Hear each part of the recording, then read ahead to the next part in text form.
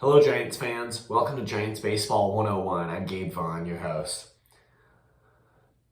Things have not gone well since the Giants series against the Yankees got underway. They lost Game 3 of that series with Camilo Doval blowing a save, just having an absolute blow up and allowing 4 runs in the ninth inning.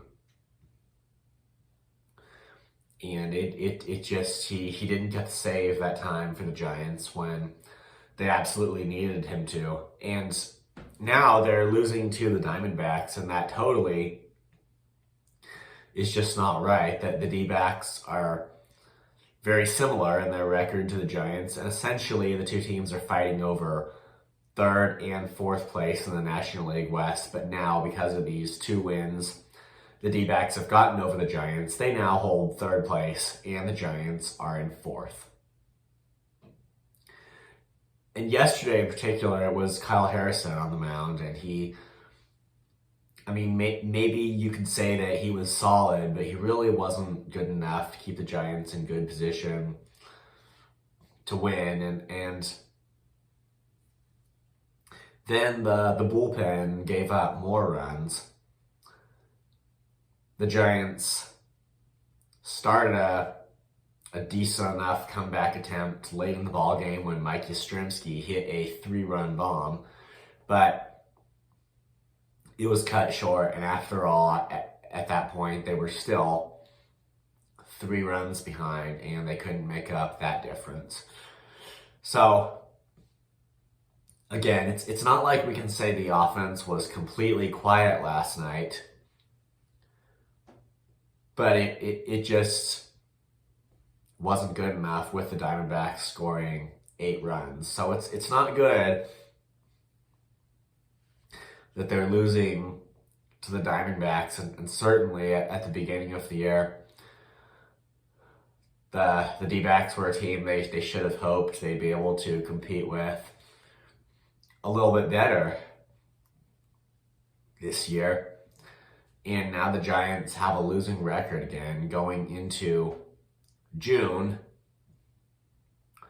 And at this rate, that's what it's going to look like as we get through the first half of the season. And